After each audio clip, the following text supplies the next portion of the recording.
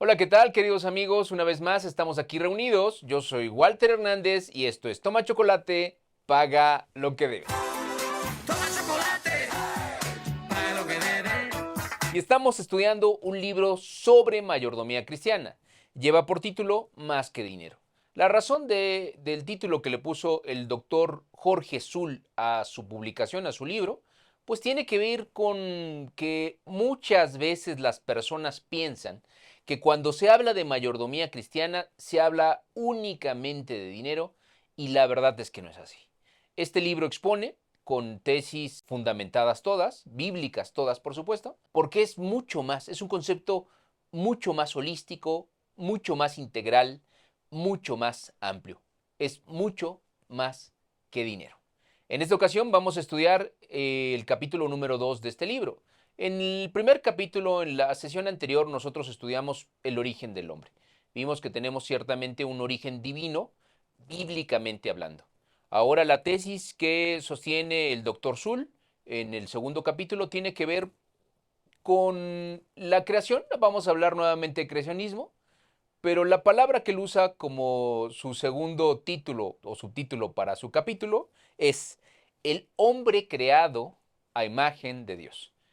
Qué cosa tan extraordinaria, querido acreedor, querido deudor, cuando entendemos que nosotros somos creados a imagen y semejanza de Dios.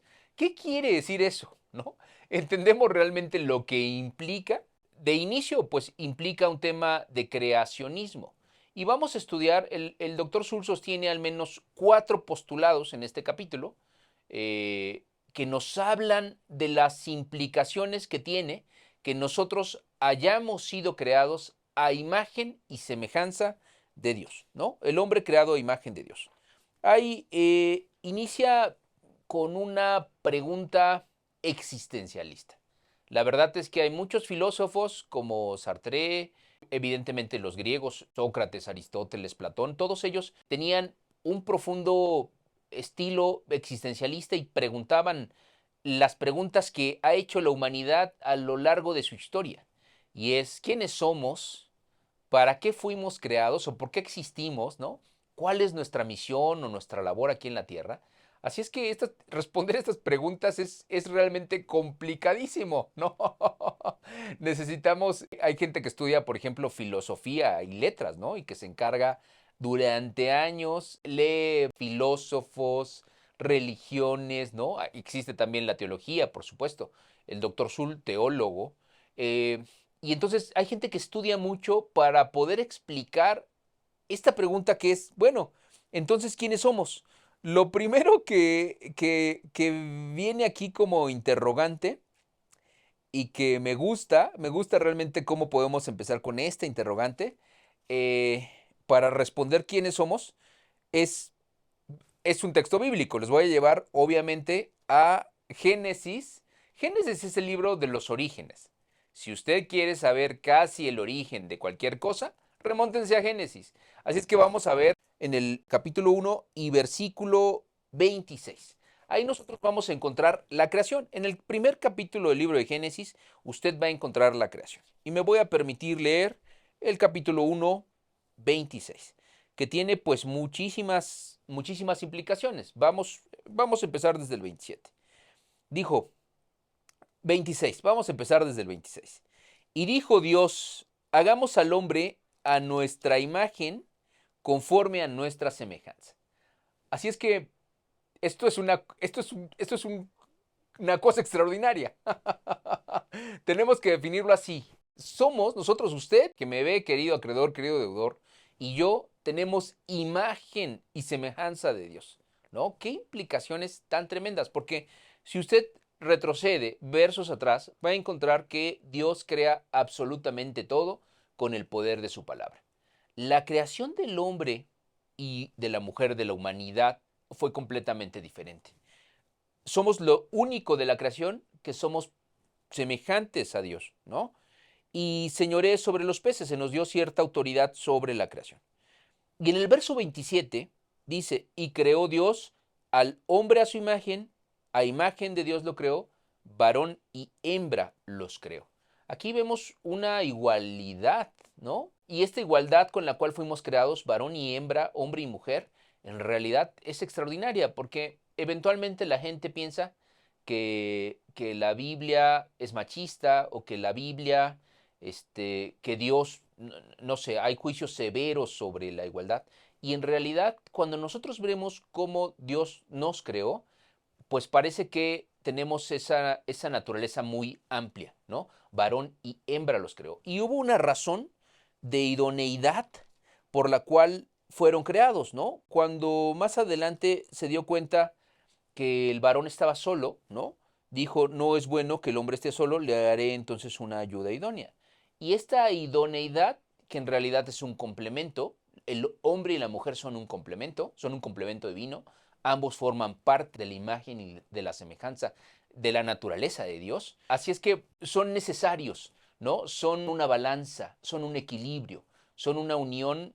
De hecho, podríamos decir que en esta unión Dios fue quien ofició el primer matrimonio, ¿no? Dentro de la historia de la humanidad, porque creó a Adán y a Eva, y así funciona el primer matrimonio dentro de la humanidad. Bueno, todo esto que estamos hablando tiene que ver con ciertas palabras como existencialismo y por supuesto creacionismo. Nosotros estudiamos en el capítulo primero que fuimos creados por Dios, pero ahora en el capítulo segundo estamos estudiando que fuimos creados a imagen de Dios, ¿no? No solo fuimos creados, sino que tenemos cierta imagen, cierta semejanza, cierto parecido divino.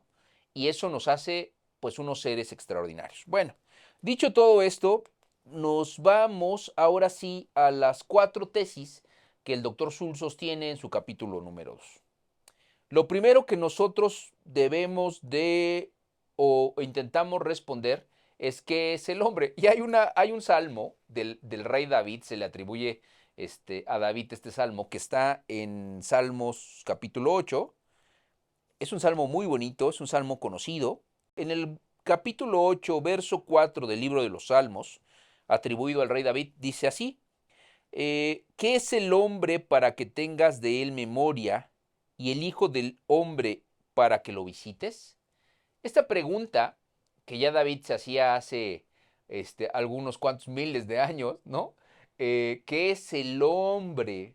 ¿Qué es el hombre? Esta es la pregunta que el pastor resuelve en la tesis, en esos 4 puntos que vamos a estudiar a continuación. Pero David, además, David poeta, la Biblia es muchísima poesía, por eso es que a mí me encanta, a mí me gusta muchísimo la poesía. De otra manera, sin esas herramientas orales, ¿no? Sin esos versos que hay por todos lados, yo creo que hubiera sido imposible haber conquistado a mi mujer. Así es que, bueno, pues yo lo invito a que estudie la Biblia. La Biblia está llena de poesía. Bueno, dicho todo esto, David, que era un poeta de verdad, dice lo siguiente.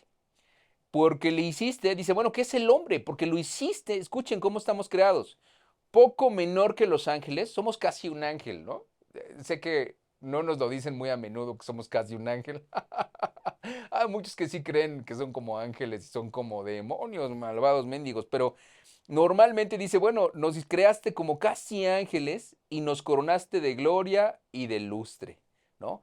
Entonces, bueno, David ya se cuestionaba, ¿qué es el hombre? Y qué es el hombre, es lo que vamos a resolver en esta ocasión. La primera tesis, lo primero que el doctor Sul dice, pues fuimos creados por Dios. Ya lo estudiamos, ya lo vimos en el libro de Génesis, vimos ciertos versos, ahora mismo nosotros estudiamos Génesis 2.7, ¿no? Y entonces visto desde el punto de vista teológico y antropológico, de acuerdo con la Biblia, tú has sido creado por Dios y para Dios, ¿no? Es una cosa extraordinaria. ¿Qué es lo primero? Estamos estudiando mayordomía. ¿Qué es lo primero en mayordomía que tú tienes que entender? Cuando tú entiendes tu origen divino y la forma, la naturaleza en la que Dios te creó, entonces tu relación con absolutamente todo lo que te rodea va a ser diferente, ¿no? Punto y primera tesis es el creacionismo. Tú fuiste creado a imagen y semejanza de Dios y ya lo estudiamos con la suficiente profundidad. El segundo punto que nos comenta el doctor Sul tiene que ver con el relacionamiento. Fíjense que cuando Dios creó este extraordinario mundo, ¿no? Creó el paraíso edénico, ¿no? Dios se comunicaba con sus seres creados, ¿no? Hablaba con Adán, hablaba con Eva, ¿no? Les dio instrucciones bien precisas, había en el centro el árbol de la vida, les dijo, bueno, ahí viene la primera sentencia, ¿no? La primera cosa juzgada. Puedes agarrar de todo lo que se te pegue la gana, pero de este árbol no me agarras nada, porque ciertamente el día que tú tomes de este fruto morirás, ¿no? Hay una sentencia. El primer legislador fue Dios y con mucha claridad y autoridad indica todo lo que sí era posible tomar y lo que no.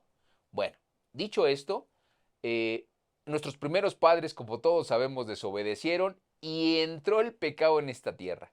Y ese hermoso e increíble relacionamiento que teníamos nosotros con Dios, ¿qué creen que pasó?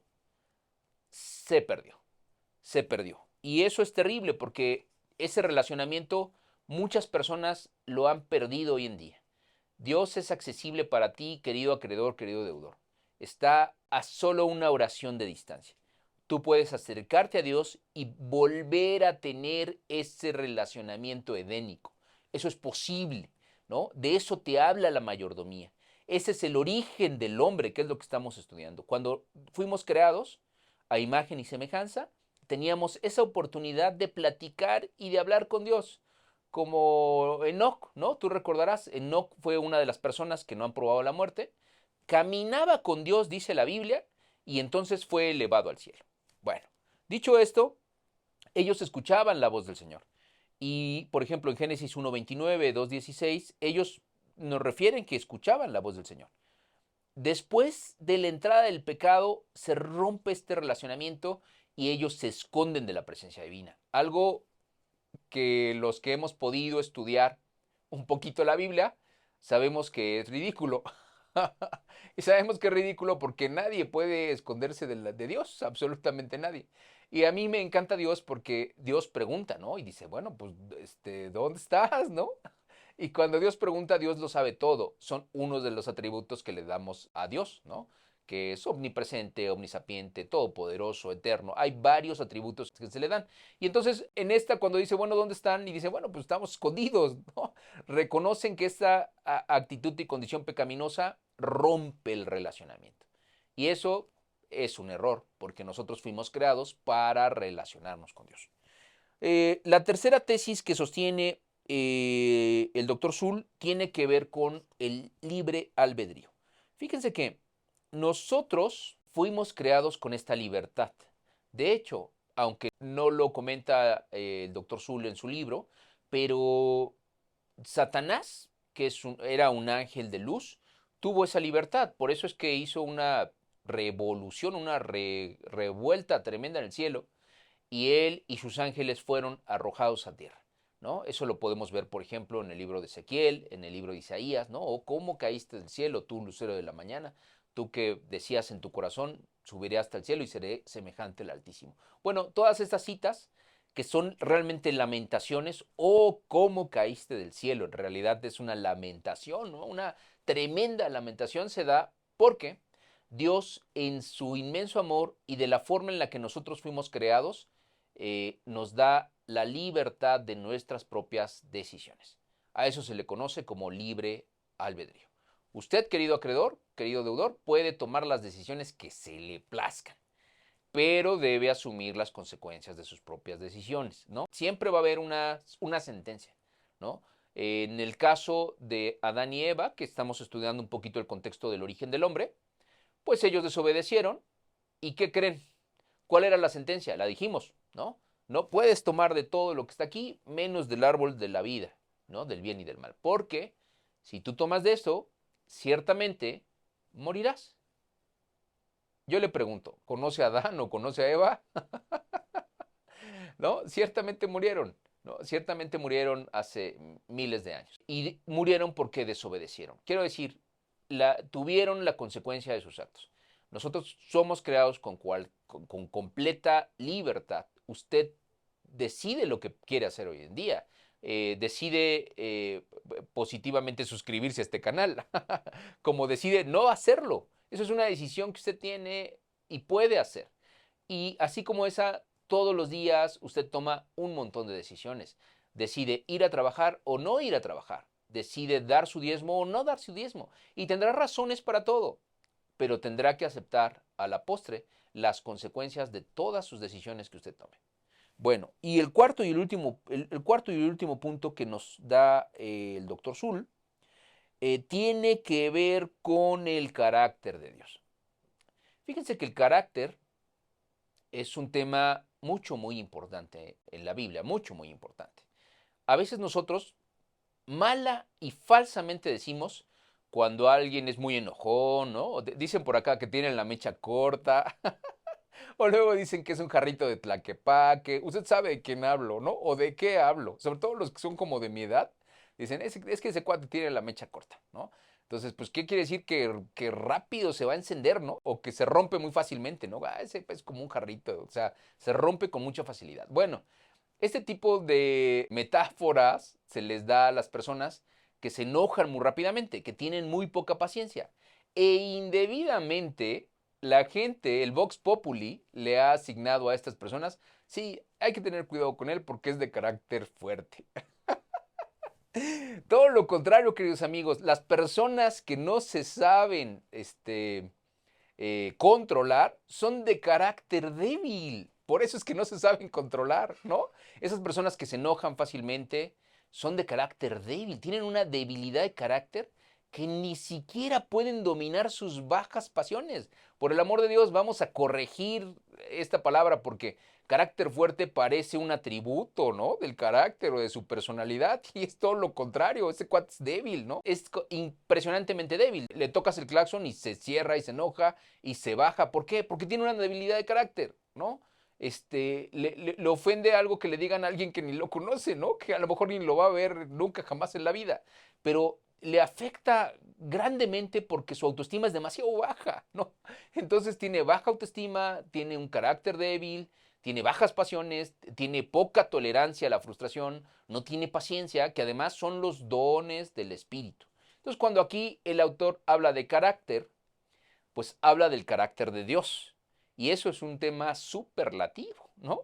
Cuando hablamos, hay unos temas en la Biblia que son los dones del Espíritu, ¿no? Y ahí vamos a encontrar la paz, la paciencia, la mansedumbre, la benignidad, el dominio propio, ¿no? Son, cuando tú encuentras a alguien que puede dominar sus propias pasiones, es porque tiene carácter, es un hombre de carácter fuerte, una mujer de carácter fuerte, que domina sus pasiones.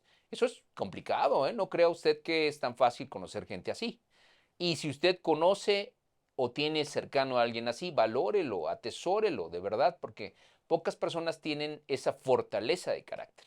Bueno, el autor nos dice, el cuarto tesis, el cuarto postulado sostiene que las personas que fuimos creados a imagen y semejanza de Dios, tenemos el carácter de Dios. Y bueno, ahí es un tema, yo diría, superlativo, porque Dios es impresionante. Y quiero llevarlos a un texto bíblico. En el caso del libro de Éxodo, capítulo 34 y verso 6, nosotros vamos a encontrar ciertos rasgos de carácter que el autor, Éxodo se le atribuye a Moisés, encontró en Dios. Y entonces Éxodo 34, verso 6 dice, y pasando Jehová por delante de él, proclamó, Jehová, Jehová, fuerte, misericordioso y piadoso, tardo para la ira y grande en benignidad y verdad, ¿no? Entonces, ¿cómo es el carácter de Dios? Bueno, es misericordioso, benigno, lento para la ira, es fuerte, es un carácter, como dijo, fuerte, ¿no? Dice, bueno, Jehová, Jehová, fuerte, fuerte, misericordioso, piadoso, tardo para la ira, grande en benignidad y verdad, ¿no? Su palabra es verdad, sus postulados son ciertos, grandes en misericordia, grandes en bondad. Y entonces, lo que el pastor sostiene, el doctor Zul, las personas, en el cuarto postulado, pues las personas que fueron creados, hechos a imagen y semejanza de Dios, pues tienen estos rasgos de carácter, ¿no? Ahí, bueno, usted realmente con estos rasgos de carácter va a encontrar una lista pequeña, ¿no? Yo mismo encuentro una lista pequeña de personas que tienen estos rasgos de carácter, pero por supuesto que los hay. Y lo que pretendemos es que haya más. Yo siempre he sostenido la teoría de que el derecho es el fracaso del paraíso. El derecho existe porque no nos sabemos comportar en sociedad. Si la gente tuviéramos estos rasgos de carácter en nuestras vidas, no existiríamos los abogados, no necesitaríamos, porque no habría conflictos, tan simple como eso. Si todos dijéramos la verdad, dígame, por el amor de Dios, ¿qué conflicto tendríamos? ¿Qué problema tendríamos? Si todos fuéramos misericordiosos, bondadosos, pacientes, buenos, eso quiere decir benigno, bueno, si fuéramos buenos, si supiéramos escuchar a los demás, si fuéramos misericordios con los demás, ¿usted cree que tuviéramos un conflicto? Si siempre dijéramos la verdad, ¿no? No tendríamos conflictos, no habría la penosa necesidad de tener a los abogados. Y miren que yo soy abogado, ¿no? No tendría trabajo, tendría que ser otra actividad. No estaría ocioso, créanme. Bueno, dicho todo esto, ese es el cuarto postulado. Vamos ya a la conclusión de nuestro segundo capítulo y quiero compartir pues el resumen o la conclusión que nos comparte el mismo autor para que sean sus palabras y no las mías las que cierren este segundo capítulo del libro que estamos estudiando, Más que dinero. Leeré solo un tramo que me parece extraordinaria poesía de este libro que viene en Job capítulo 10, ¿no? Un poquito más adelante, dice. Un poquito más adelante. Es mi deseo que el contenido de este capítulo le haya ayudado a comprender su noble origen y elevado destino. Palabras del Dr. Sul. Más abajo, otro párrafo. Este hecho afecta nuestra relación con Dios y con nuestros prójimos. Cuando usted entiende su origen divino, no hay manera de que su relación con Dios y con los demás sea una mala relación. No somos un compuesto de materia y espíritu, tampoco somos solo materia. De acuerdo a la Biblia, somos hechura de Dios, bien lo dijo el patriarca Job. Recuerda que tú me modelaste como el barro. ¿Vas ahora a devolverme al polvo? ¿No fuiste tú quien me derramó como leche? ¿Quien me hizo cuajar como queso? ¿Fuiste tú quien me vistió de carne y piel? ¿Quien me tejió con huesos y tendones? Me diste vida, me favoreciste con tu amor, y tus cuidados me han infundido aliento. Job 10, del 9 al 12. Lo que Job está diciendo aquí es que, bueno, tú me hiciste con tus manos. Soy una creación portentosa, soy una creación divina. Tenemos un origen divino. Fue en lo único que Dios se ensució sus manos fue para formarte a ti y a mí, querido amigo, acreedor y deudor. Así es que, entendiendo este origen del hombre de forma divina, si entendemos esto, seguramente la relación para con Dios y para con todas las personas será muy, muy diferente. Pues bien, estudiamos el origen del hombre en este libro, Más que dinero. Yo te invito a que te suscribas a nuestro canal y que si conoces a alguien que le sirvan estos materiales, por favor, compártelo. Yo soy Walter Hernández y esto fue Toma Chocolate, paga lo que debes.